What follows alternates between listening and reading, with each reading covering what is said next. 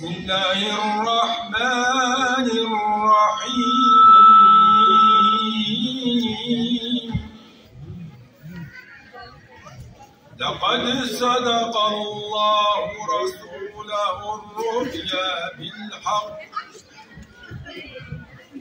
لتدخلن المسجد الحرام إن شاء الله آمنين كزرع أخرج شطأه فآزره فاستغلظ فاستوى على سوقه. Allah'tan ümidinizi kesmeyin. Cenab-ı Hak muhakkak kafirler istemese de nurunu tamamlayacaktır. يا شعبنا المجاهد في الضفة وغزة والشتاء. Suna karşı toprak içindeyim, oğlum vatan gelsin. Küze hesap sormak için gemileri yakan gelsin. Kutu yere sermek için yumrukları sıkan gelsin. Zulme göğüs gelmek için tağutları yıkan gelsin. Gazze'ye selam, direnişe devam. Allah razı olsun.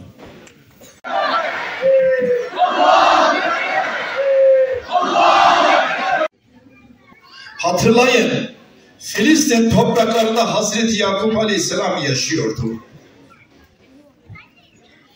Hazreti Yakup Aleyhisselam'ın oğlu Hazreti Yusuf'u kuyuya attılar.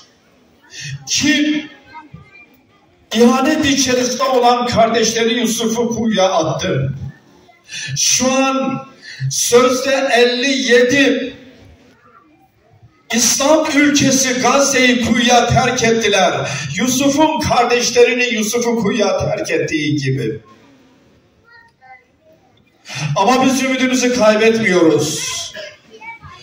Yusuf'u kuyudan kurtaran Allah, Gazze'lerde hendeklerden kurtaracak. İnşallah yeni bir dünyanın, yeni bir medeniyetin inşasını Gazze'li yiğitlerin eliyle Rabbim kısa zamanda gösterecektir. Şimdi diyorum ki Gazze'li yiğitlerin, çocukların gömleği bu ümmetin de gözlerini açtı ve açacak. Basiret gözünü, feraset gözünü açtı ve açacak. Gazze bir toprak parçası değildir. Gazze bir coğrafya değildir. Gazze bir duruştur, bir yaşam biçimidir, bir dünya görüşüdür. Yeniden var oluş sisteminin şifrelerini içinde basındıran Gazze yeni bir mekteptir. Gazze ümmetin hafızasıdır, ümmetin itibarıdır, ümmetin namusudur. Filistin, Filistin, Filistin, azadi berhvedan Filistin, merum erhasi, berişu cenge, Şeyh Ahmet Yasin, kıyahu denge, saranlar sen vahşeyle şerefsiz.